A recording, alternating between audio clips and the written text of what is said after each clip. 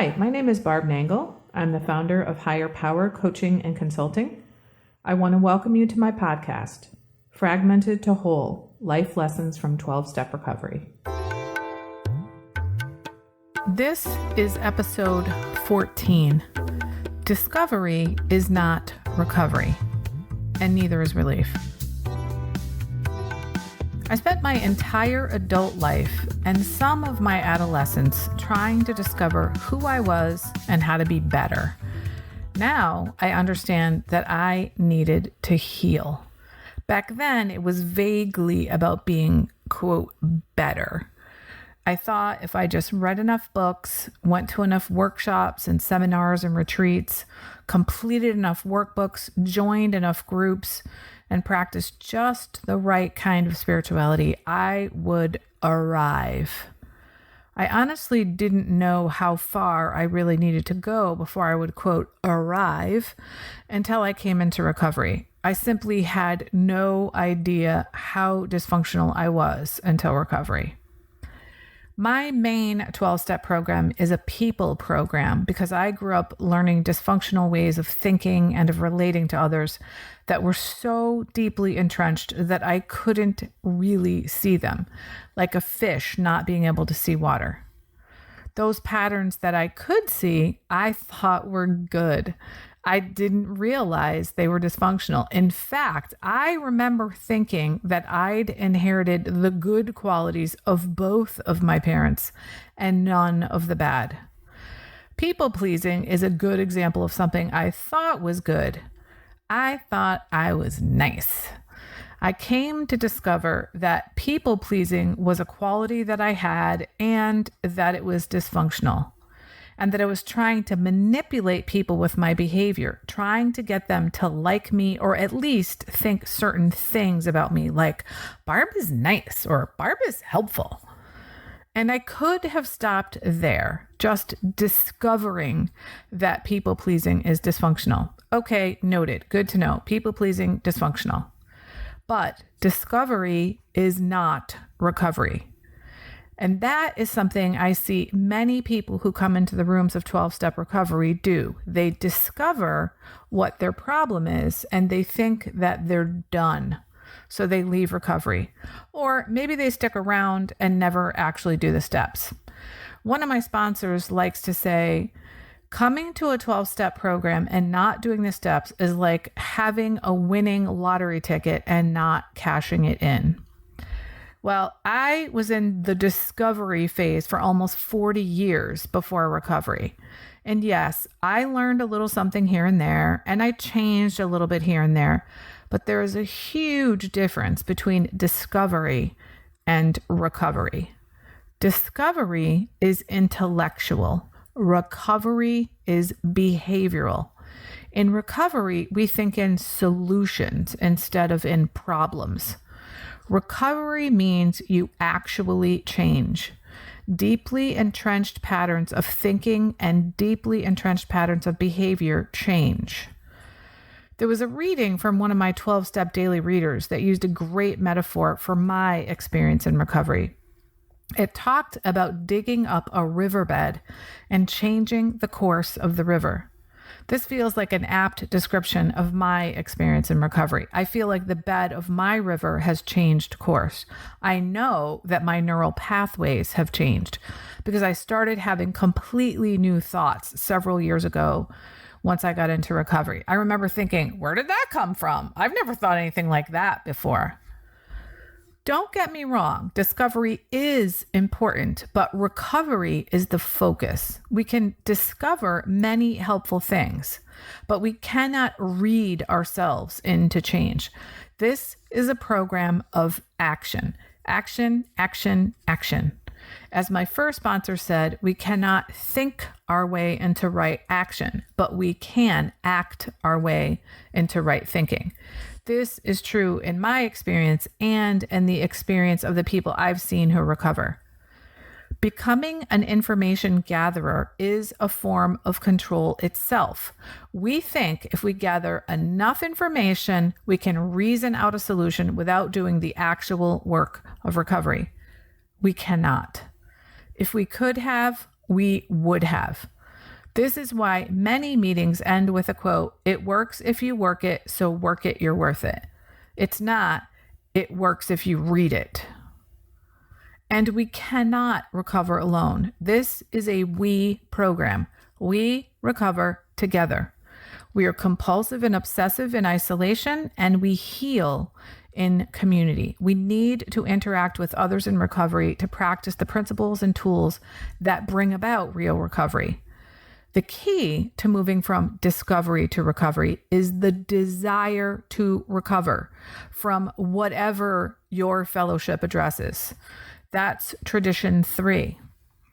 With desire comes willingness, and willingness can take you very far in recovery. What I tell my sponsees is that willingness and your higher power will get you through anything in recovery. I heard this about willingness once, and it was really helpful to me, especially in the beginning. I am willing to use a needle to remove a splinter from my finger. I don't want to use a needle to remove a splinter, but I am willing to do it. So it goes in recovery. You don't have to want to do the things you're asked to do in recovery, but you must be willing to do whatever it takes. Recovery takes effort, sometimes monumental effort, which is why we need a power greater than ourselves. If you think about it, the dysfunctional behaviors we engaged in pre-recovery, like manipulation, controlling behavior, dishonesty, cheating, people-pleasing, etc., also take effort. Lots of effort and lots of energy. If you steer that energy towards your recovery and you tap into your higher power to help you, if your recovery is anything like mine, that will be enough. And you will have plenty of strength left over to enjoy the new avenues that have opened to you due to your new way of life. For me, it was a relief to see the fruits of my labor in recovery. From doing the steps, going to meetings, hanging out with fellows, and making conscious contact with my higher power. And speaking of relief, I want to say this, people. Relief is not recovery. This is another thing I've observed in the rooms of recovery. People come in, find some measure of relief, and then leave. What they don't seem to understand is that relief is not recovery. Relief is temporary. Recovery has the potential to be long-lasting as long as you keep doing the work. Relief is also shallow, whereas recovery is deep. Think about this. When the 12 steps came along, it was the first time in human history that droves of people were able to recover from addiction. This is an illness that has plagued humans at least since history has been recorded. It is actually built into the steps that working the steps is meant to be an ongoing process. We are meant to keep doing the work. Once we recover, we must maintain our recovery. Remember, this was the first time in human history that addiction was able to be tackled by droves of people. So there's something here in the 12 steps that other programs don't have. Step 10 says, continued to take personal inventory, and when we were wrong, promptly admitted it. Note the word continued here. By the time we get to step 10, we've done our major inventory in step 4, but there's always more to be revealed. And there's the word when. It doesn't say if we were wrong, promptly admitted it. It says when, because the assumption is you will fuck up. That's because you're a human. It's what we do. We make mistakes. Hopefully we learn from them, and hopefully we apologize or make amends. If we want to maintain our recovery, then we must apologize or make amends. Side note, many years ago, when I read Dale Carnegie's book, How to Win Friends and Influence People, I thought it was crazy that once a week he did an inventory. He'd go back through his week and look at what he did and think about what he could have done better. It's so funny to me now that decades later, I do this every single day. And yet back then I laughed and scoffed at the thought of doing it weekly. He was clearly on to something. Anyway, back to the idea of the steps being an ongoing process. Step 11 says, sought through prayer and meditation to improve our conscious contact with God as we understand God, praying only for knowledge of God's will for us and the power to carry that out. Note the word improve there. That means the process is getting better, ever evolving, so it must be continual. And then there's step 12. Having had a spiritual awakening as the result of these steps, we tried to carry this message to others who still suffer and to practice these principles in all our affairs. Carrying the message is not something we do just once. We do it repeatedly. One of my sponsors liked to remind me, Barb, you don't just carry the message, you are the message. That means the way I carry myself, the way I treat people, the way I behave, the way I live my life as a, quote, sober person of dignity and grace who is happy, joyous, and free is contagious. It's especially obvious to people who knew me before recovery because they could see the profound differences in me. And for people who didn't know me before recovery, at minimum, they get to interact with a healthy person. And if that person happens to be someone mired in addiction and dysfunction, then they'll have a model of healthy behavior.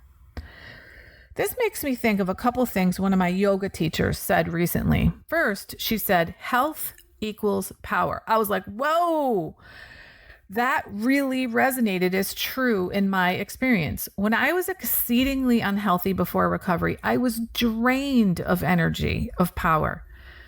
And then she said this, people believe people who have vitality of life.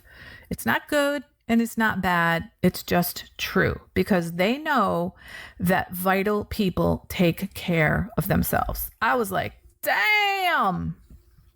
Anyway, back to step 12, where it says, practice these principles in all our affairs. Again, the assumption is that this is an ongoing process. All our affairs, not just some of them, not just until you get clean or sober or abstinent, all our affairs. So discovering what is wrong or getting some relief from our suffering is not recovery. If you want deep change that lasts, you must fully immerse yourself in the program. Do the steps, go to meetings, socialize with fellows from the program, get a sponsor, reach out to others, consciously connect with your higher power. And don't forget to reach out to others when you're doing well as when you're not. Because if you're reaching out to other people when you're doing well, it's going to be infinitely easier to pick up the damn phone when you're not doing well. Now, I realize I've used the word must a number of times here. And of course, that is just my opinion about what it takes to make a deep, lasting change and recovery. So take that for what you will. And remember, discovery is not recovery, and neither is relief. That's it for today. If you like what you've heard here, then you just might be interested in private coaching with me.